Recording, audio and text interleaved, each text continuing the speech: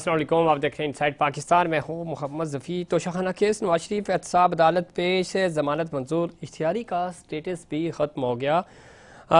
इस वक्त चूँकि नवाज शरीफ साहब की वतन वापसी हो चुकी है और एक सियासी तौर पे बड़ा ज़बरदस्त अराइवल उनका हुआ और अब आहिस्ता आहिस्ता उनको रिलीफ भी मिलता जा रहा है और देखना यह है कि ये रिलीफ कितना पायदार होगा। दूसरी तरफ पाकिस्तान तहरीक इंसाफ को छोड़कर नबीब अब्बास तहरीक इस्तेकाम पार्टी में शामिल हो चुकी हैं और साथ ही साथ इस वक्त जो एक सियासी मंजरनामा है, इलेक्शंस का मुतालबा किया जा रहा है कि बार बार इलेक्शंस वक्त पर होने चाहिए। बिल्कुल इलेक्शंस होने चाहिए, लेकिन इलेक्शंस की तारीख अभी तक नहीं आ सकी और सियासी जमातों की तैयारियां क्या है, ये बड़ा इम्पॉर्टेंट है। इस वक्त पाकिस्तान पीपल्स पार्टी मुतालबा कर रही है इलेक्शंस के हवाले से भी, बार बार वो कह रहे हैं कि जी इलेक्शंस होने चाहिए और वक्त पर होने चाहिए, लेकिन कैसे मामला आगे बढ़ेंगे और जो पॉलिटिकल स्टेक होल्डर्स हैं उनको रिलीफ उनको लेवल प्लेइंग फील्ड कैसे मिलेगी, ये बड़ी इंपॉर्टेंट है। पाकिस्तान पार्टी ये मुतालबा भी कर रही है और साथ ही साथ वो ये बार बार ये दोहराते हुए नज़र आ रहे हैं कि किसी भी तरह जो फील्ड है वो बैलेंस रखी जाए। लेकिन अभी तक नवाज शरीफ साहब की वतन वापसी के बाद की जो सूरत हाल है और जिससे तेज़ी से एक मोमेंटम बनाया जा रहा है, सर्वे रिपोर्ट्स आ रही हैं कि लोग उम्मीद लगा कर बैठे हैं पाकिस्तान मुस्लिम लीग नून से, ख़ासतौर पे नवाज शरीफ साहब से, कि वो इस वक्त किस्मत बदलेंगे इस मुल्क की, माशी तौर पे ये मुल्क तरक्की करेगा, आगे बढ़ेगा। लेकिन ये सारी चीज़ें जो हैं वो इतनी तेज़ी से क्या हो पाएंगी और जो उम्मीद लगाई जा रही है 16 महीने चुके मुस्लिम लीग नून के पास ही हुकूमत थी और दोबारा से अब हम देख रहे हैं कि एक मोमेंटम बनाने की कोशिश की जा रही है पाकिस्तान मुस्लिम लीग नवाज़ की तरफ से और एक जो उनका वेलकम था और उसके बाद हम देख रहे हैं कि सियासी तौर पे मुलाकातें भी हो रही हैं। वो कह रहे हैं कि तमाम इत्तेहादियों को जो पॉलिटिकल पार्टीज़ हैं उनको साथ लेकर चलेंगे, आगे बढ़ेंगे। लेकिन ये कैसे मुमकिन होगा और अब ज़ाहिर है नवाज शरीफ साहब की जो पंजाब हुकूमत ने लजीजिया रेफरेंस में सज़ा भी मुअत्तल कर दी, इस हवाले से अब मामला जो हैं वो मुस्लिम लीग नून की तरफ से टिल्ड होते हुए नज़र आ रहे हैं। पॉलिटिकल जो एक सिनेरियो बन रहा है, जो सूरत हाल डेवलप हो रही है, तो बज़ाहिर तो ये लग रहा है कि शायद एक बार फिर मुस्लिम लीग नून जो है वो इक़्तिदार संभालेगी। इस तरह का एक हाइप क्रिएट की जा रही है, सर्वे रिपोर्ट्स इस तरह की आ रही हैं और इसमें कितनी सदाकत है या ये जो रिपोर्ट्स होती हैं ये कितना इम्पैक्ट डालती हैं, ये तो एक अलग बहस है। लेकिन कुछ भी कहें, एक मोमेंटम तो बनाया जा रहा है और जो बज़ाहिर लग रहा है इस वक्त पाकिस्तान पीपल्स पार्टी की अगर हम बात करें, मुस्लिम लीग नून की बात करें, तो पाकिस्तान पीपल्स पार्टी बैकफुट पे है और अपनी हिकमत अमली मुरतब कर रही है। अब एक मोमेंटम बनाने की कोशिश कर रही है, बार बार मुतालबा कर रही है कि इलेक्शंस होने चाहिए। अगर इलेक्शंस होंगे भी तो ये क्या जनवरी के इख्तिताम तक मुमकिन हो सकेंगे।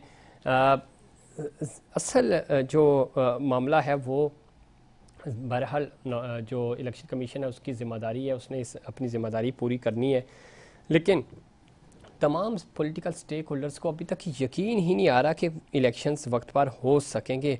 ये सबसे बड़ा नुकसान भी है और एक जो एक पॉलिटिकली जो जमातें हैं वो ज़्यादा एक्टिविटी हमें नज़र नहीं आ रही उस तरह जैसे होनी चाहिए थी, जैसे होती है अमूमन। हमने देखा इलेक्शंस करीब आते हैं तो एक सियासी गेमा गेमी होती है, तो ज़ाहिर है अभी तक पता ही चल रहा है इलेक्शंस होंगे नहीं होंगे और मामला आगे बढ़ेंगे कैसे। पाकिस्तान तहरीक इंसाफ चूँकि 9 मई के बाद उनके ऊपर बड़ी सख्त पाबंदी है और मुश्किलात हैं, उससे वो कैसे निकलेंगे, उनको वो भी मुतालबा करें कि इलेक्शंस हों, जो कि पहले भी वो कह रहे थे ये बात। लेकिन क्या उनको खुलकर इलेक्शन कैंपेन करने दी जाएगी, इलेक्शन लड़ने का मौका मिलेगा। ये बात पाकिस्तान पीपल्स पार्टी तो कह रही है कि तमाम जमातों को यकसा मौका मिलना चाहिए। लेकिन अब तक की जो सूरत हाल है उसके मुताबिक शिकायत बहुत ज़्यादा हैं। पाकिस्तान पीपल्स पार्टी भी कर रही है, पाकिस्तान तहरीक इंसाफ तो कर ही रही थी, लेकिन थोड़ा सा जो मामला है, मोमेंटम है, वो नॉन लीग की तरफ टिल्ड होता हुआ नज़र आ रहा है। अब देखना यह है कि आगे क्या होगा, चूँकि सियासी मुस्तकबिल नवाज शरीफ साहब का क्या होगा, सियासी मंजरनामा जो है वो तो साफ नज़र आ रहा है कि इक़्तिदार मुस्लिम लीग नून को देने की तैयारियां हो रही हैं। जो एक परसेप्शन जो बिल्ड हो रहा है, आगे चलकर क्या होगा, ज़ाहिर है वोट अवाम ने देने हैं, लेकिन मामला कैसे तय होते हैं, मामला कैसे बदलते हैं पाकिस्तान की के अंदर, ये पॉलिटिकल इंजीनियरिंग कैसे होती है, ये सब चीज़ें और सबको पता ही है। ख़ुद नवाज शरीफ साहब ये कह चुके हैं कि इंतकाम नहीं लेंगे। थोड़े से बदले हुए नवाज शरीफ साहब नज़र आ रहे हैं। जो जारहाना हिकमत अमली थी, जो जिन लोगों को समझते थे, जिनकी वजह से उनका इक़्तिदार का खात्मा हुआ, उनको सज़ाएँ हुई, उनके ख़िलाफ़ नरम गोशी है। और इंतकाम की जो बातें हो रही थी वो अब हमें दूर दूर तक नज़र नहीं आ रहा। जो 5 का टोला और इस तरह की बातें हो रही थी वो भी चीज़ें माइनस हो गई। बदले हुए नवाज शरीफ साहब हैं और तेज़ी से मिलता हुआ रिलीफ नज़र आ रहा है। इन तमाम इशूज़ पे बात करेंगे। हमें ज्वाइन किया है जनाब सरदार नज़ाकत साहब ने, सीनियर रहनुमा है पाकिस्तान पीपल्स पार्टी के। सरदार साहब खुश आमदीद कहते हैं आपको प्रोग्राम में। बहुत शुक्रिया। सरदार साहब, एक तो मियाँ साहब की वतन वापसी हो चुकी है, आज उनको रिलीफ भी मिला अदालती तौर पर।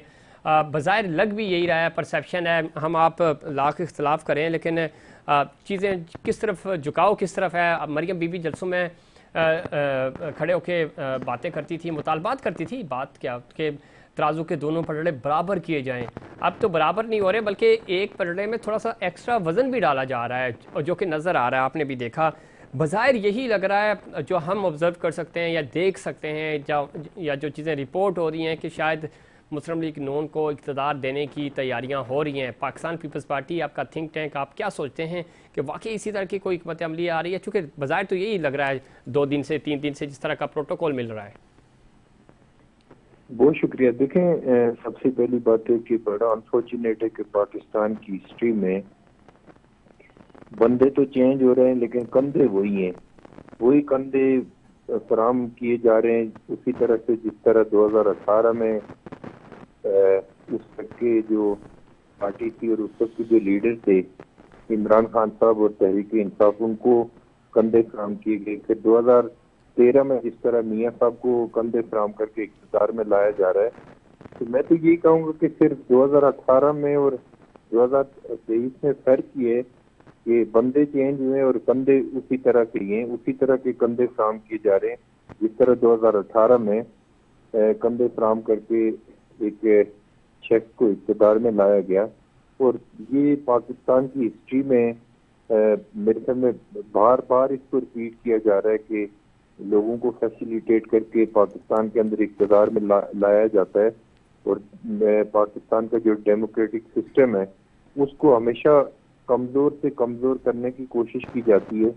तो ये इसी तरह के एक्सपेरिमेंट माजी के अंदर भी होते रहे और आपके सामने की बात है, हिस्टोरिकल बात है कि मियां नवाज शरीफ साहब और उनकी पार्टी मुस्लिम लीग नून सबसे बड़ी बेनिफिशरी रही है पाकिस्तान के इदारों के कंधों के ऊपर चढ़ के पाकिस्तान के अंदर इक़्तिदार में आने के लिए हमेशा वो तैयार रहते हैं।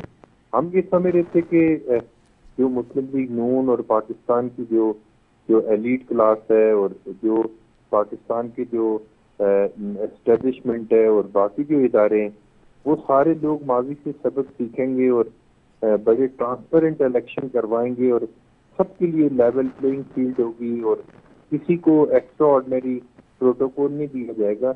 लेकिन सारी चीजें मेरे ख्याल में उसके उलट हो रही हैं और पाकिस्तान के अंदर एक ऐसे शख्स को फैसिलिटेट करके इक़्तिदार में लाने की कोशिश हो रही है जो कुछ दिन पहले तक पाकिस्तान की अदालतों का मुजरिम था जी। तो जहाँ पे वो कहते हैं ना कि एक ही नुक्ते ने महरम से मुजरिम बना दिया। तो अनफॉर्चुनेटली पाकिस्तान के अंदर ऐसा ही है कि जिसको जो दिल चाहता है वो किसी को हीरो बना देता है, किसी को जीरो बना देते हैं। सरदार नज़ाकत साहब, ये आप बिल्कुल ठीक कह रहे हैं। आपसे बारखा बात होती है, हमेशा आप बड़ा वाज़ेह मौक़िफ़ रखते हैं, सीधी बात करते हैं।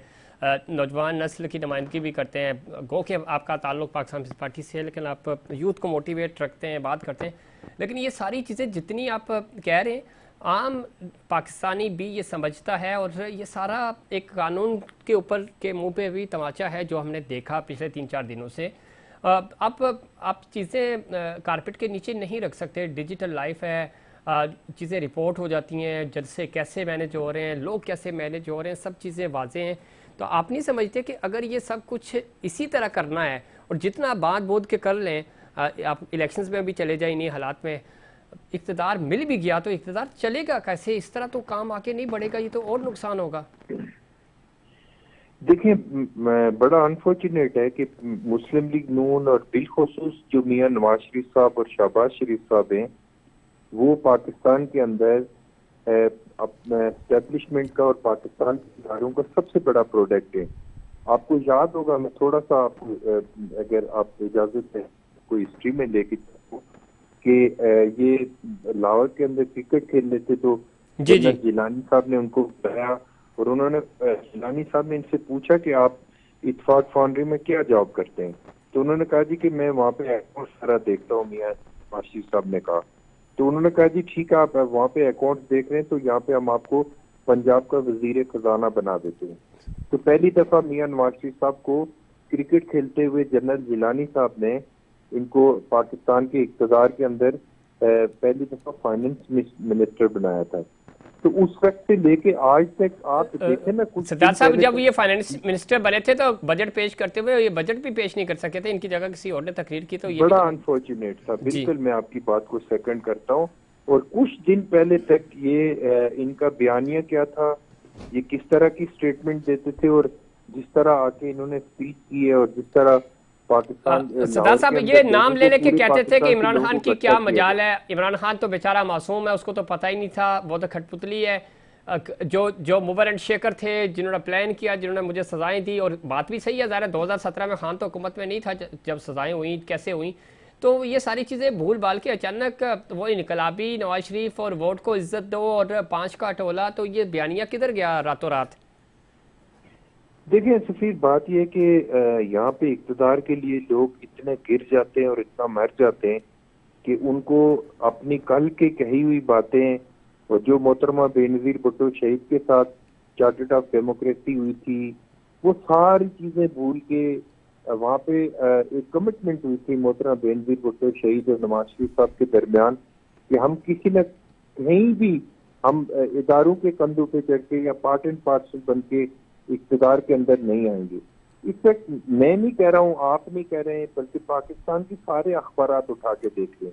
पाकिस्तान का प्रिंट मीडिया, इलेक्ट्रॉनिक मीडिया वो कि इसके ऊपर ज्यादा वाज़ेह तौर पे बात नहीं कर रहा, लेकिन आज पूरी दुनिया का जो मीडिया है वो इस बात पे कन्विंस्ड है कि पाकिस्तान में मियां नवाज शरीफ साहब को फैसिलिटेट करके इक़्तिदार देने की कोशिश हो रही है।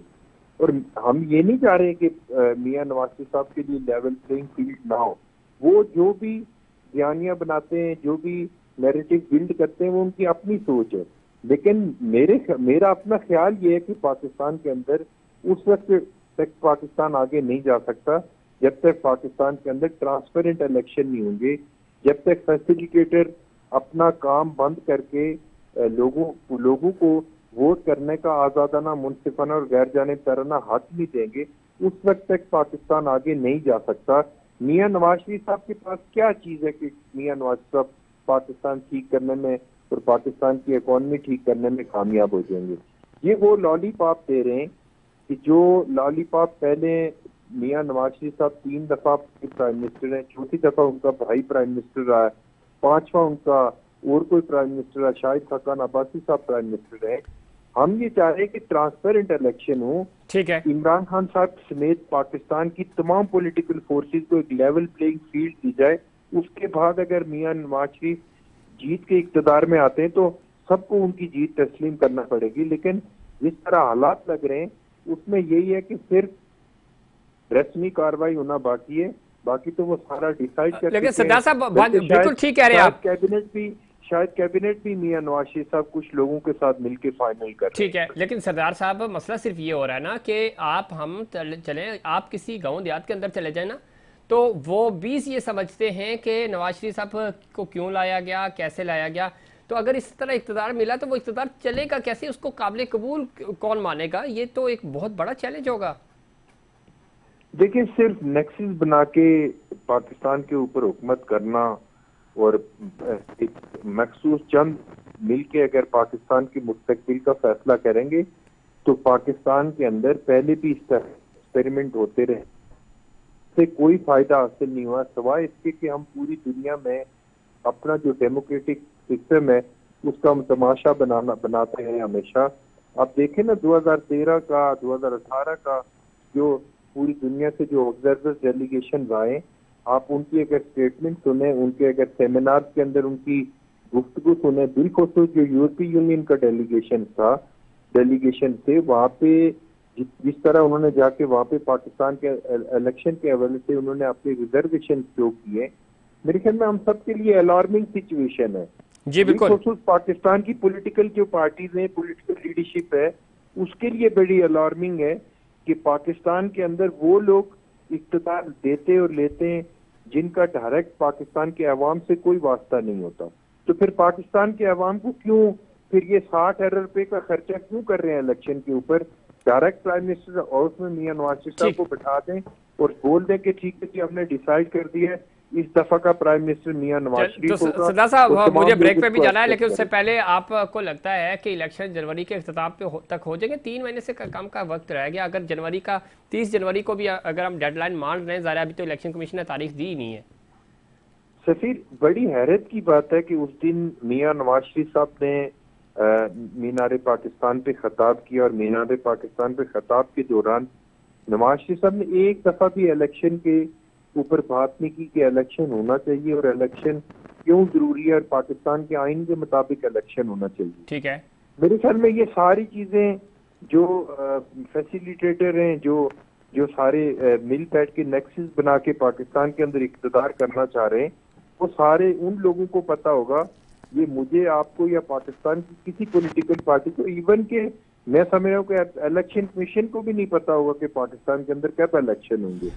ये जो नेक्सस बना के पाकिस्तान के अंदर हुकूमतें करते हैं, हुकूमतें बनाते हैं, ये इनको पता होगा कि पाकिस्तान के अंदर इलेक्शन कब होगा। अभी इलेक्शन कमीशन के चेयरमैन से कोई पूछे, उसको नहीं पता होगा, लेकिन मियां नवाज शरीफ साहब को पता होगा, उनको जो फैसिलिटेट कर रहे हैं उनको पता होगा कि इलेक्शन कब होगा।